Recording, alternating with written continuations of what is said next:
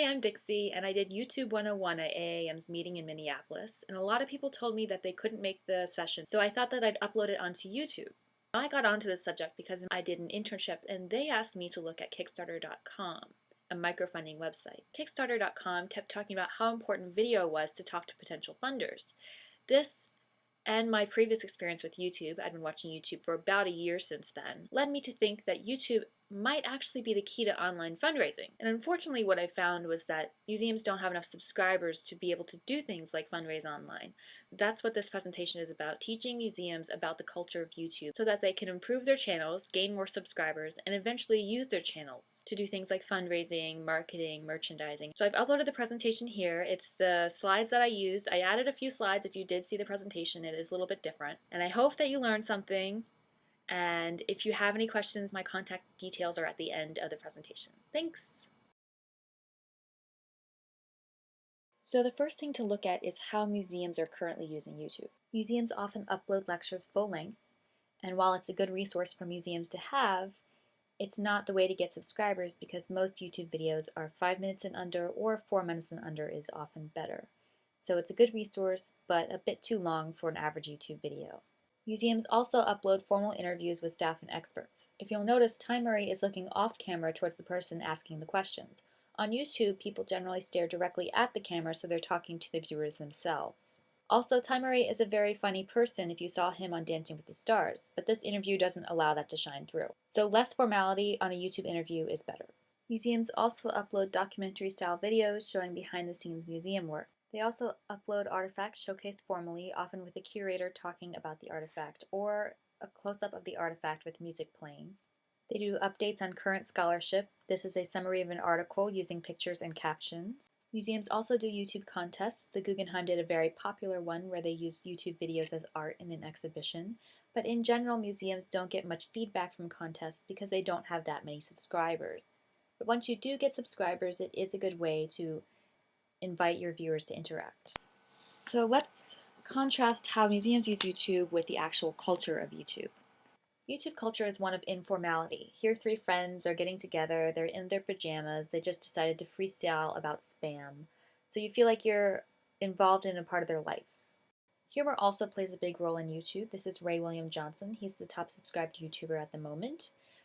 He reviews 3 viral videos twice a week, making fun of them, and this is probably the cleanest joke I could find, so that kind of tells you a little bit about YouTube culture as well. YouTube culture is also one of approachability. These 2 young ladies are YouTube musicians. They jumped onto the couch from the sides, they sit cross-legged the whole time, they smile, they're young.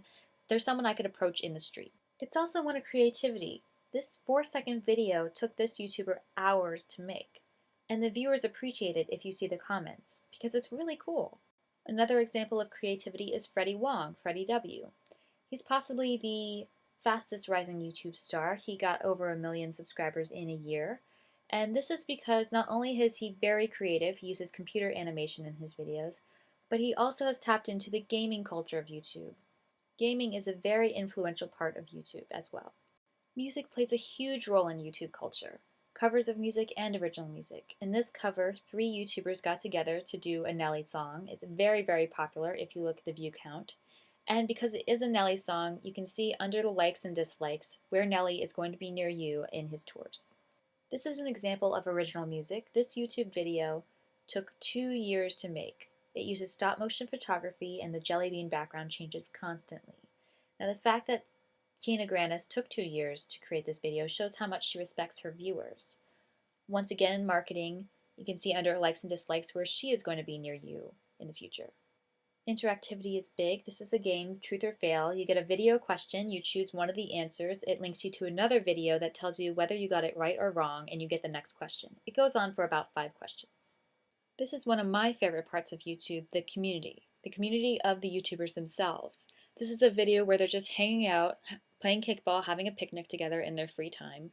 Yes, someone did bring a video camera along, but that's kind of the nature of the job.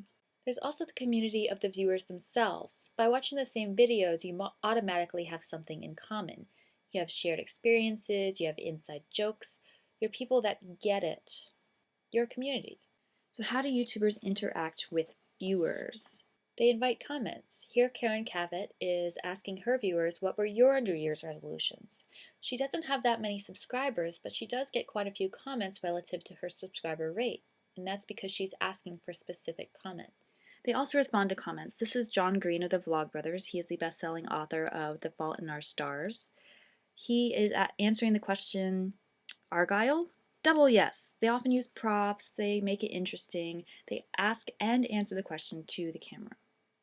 Another way to respond to comments is through a video format. CGP Grey did an animals misconceptions video, and then he saw that there were a lot of comments asking, why do you say that daddy longlegs are not spiders? So he created a follow-up video explaining why that is.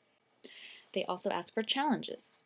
Ryan Higa has something where he asks his viewers to ask him, can you be extreme? Can you be a ninja? Can you be a makeup guru? And then he creates a video where he does those things in a humorous way.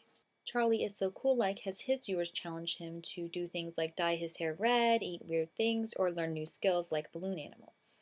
Another way to ask for challenges is Daystorm asks his viewers to challenge him to create different kinds of songs and raps. In this case, someone asked him to do a serious rap using 20 popular candy names. They also collaborate. It's so cool to see someone that you watch over there and someone that you watch over here get together and do something. This also introduces them to new audiences. You'll notice that all the channels are linked above. This is another example of collaboration. It's not a song, so I thought I'd include this as well. It's in fact a spoof of America's Best Dance Crew and it involves a lot of YouTubers across channels. YouTube started rolling out new social media features at the end of last year. This is one of the first ones they rolled out. Now when you log in, you see what your subscriptions are doing. What are they liking? What are they favoriting? What are they uploading? What are they commenting on? And chances are you're going to go see some of those videos. It also has recommended videos and recommended channels based on past viewing behavior. Earlier this year, YouTube rolled out this feature where you can follow conversations more easily in the comments section. Before, you would have to go through page after page of comments to find out what a person was responding to when they used the @ and the username. But now you just click on the show the comment and you can see the entire conversation in one spot.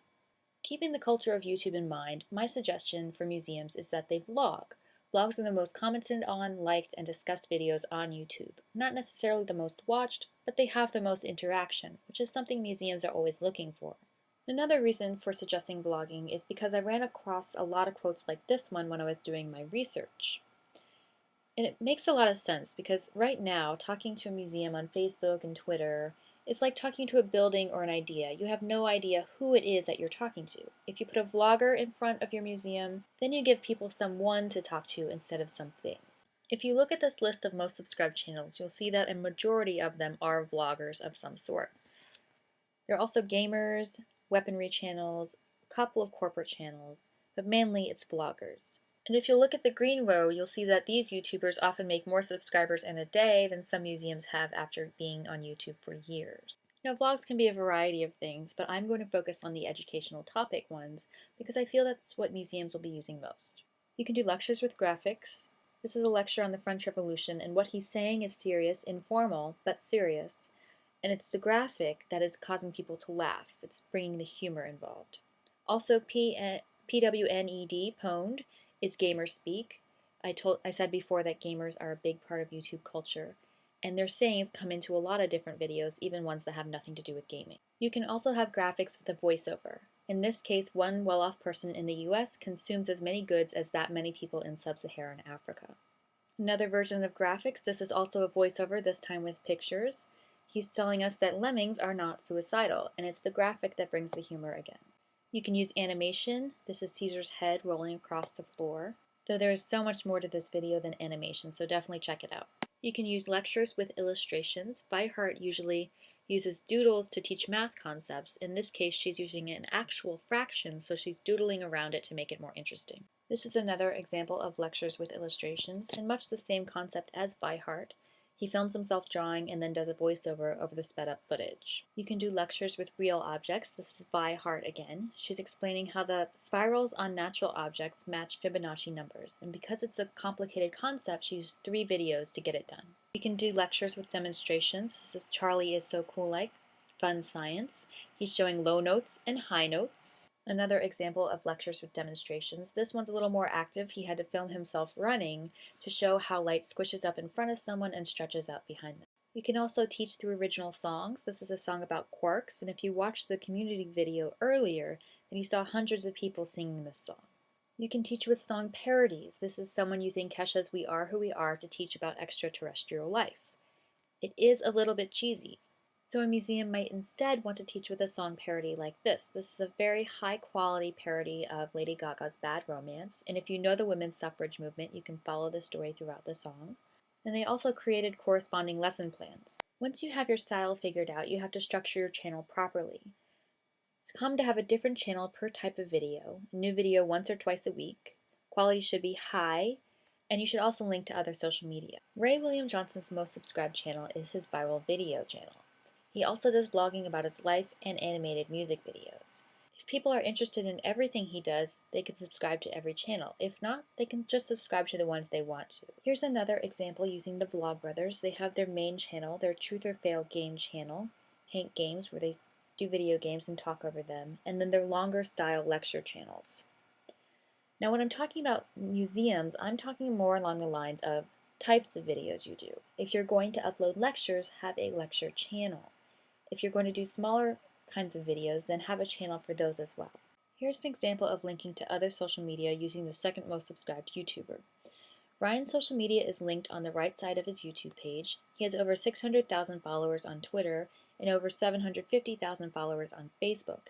And if you look at the number of people who liked and commented on his last post, it shows that the vlogging effect runs over to other social media. People feel like he's a friend and therefore they want to interact with him.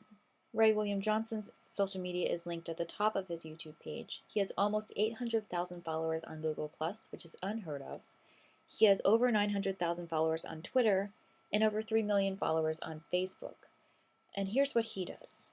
At the end of every video, he shows a viewer-created video question, and he asks his viewers to respond to the question in the video via Facebook, Twitter, Google+, or in the comments section below. And in the next video, he shows the best comments. So he links all of his social media back to his YouTube channel. Other things museums should do is subscribe to other channels, participate in discussions in the YouTube community, make videos that draw on other YouTube stars' characters and materials. A very good example of this is the Atlanta History Center's video, Stuff Museum People Say. The original video that started this phenomenon was called Shit Girls Say. It was a cross-dressing guy saying things that girls would say, and it became so popular that people started creating riffs all over the place. Stuff art students say, stuff Asian people say, stuff anyone says, really. And the Atlanta History Center picked up on this and joined the fun with Stuff Museum People Say. It is their most watched, most commented on, most shared video. So it kind of gives you an example of what can happen when you join the YouTube conversation. Other things to do is respond to comments that you get on your videos, comment on videos that you admire, and simply watch so you know what's going on YouTube. Just in case you were wondering the benefits of a successful channel, they are spreading your mission internationally. 30% of people watching YouTube are from within the United States, and 70% are outside of the United States, so it's a great way to reach new audiences. Brand your museum as approachable and younger. Most people watching YouTube are under 30 years old, so it is a much younger audience than a lot of other social media. Immediate widespread proliferations, marketing, those are self-explanatory. Merchandising. Most YouTubers have some sort of merchandise, t-shirts, posters, CDs, something. And a lot of them have sayings on them. And YouTube fans will buy that stuff like it's nobody's business. So they're able to support themselves through merchandising, through songs, through tours, through YouTube ads. And some of them are even able to pay for other people helping them do their videos. And the last, of course, is fundraising, and as that was the second part of my thesis, I won't get into all the details, but I'll just show a few things that have been happening since I wrote my paper. A few months after my paper, this happened. Alex Goot, a YouTube musician, asked for $20,000 to create his own album, and he got that amount in 3 days. In case you're wondering, he had around 500,000 subscribers at the time. About a month or so later, Daniel Campos asked for $25,000 to create a musical. He got $25,000 in 2 days. Now Daniel is very well connected in the dancing world, so chances are he got a lot of his money that way. But he did launch his request on YouTube. Now there's so much more to online fundraising than just having a successful YouTube channel and asking for money. But I don't have time to get into that, so I just wanted to show you something that may happen if you become a successful YouTube channel. This is my blog and YouTube channel, and you can contact me using this email, dixieleeblog@yahoo.com. Thanks for watching.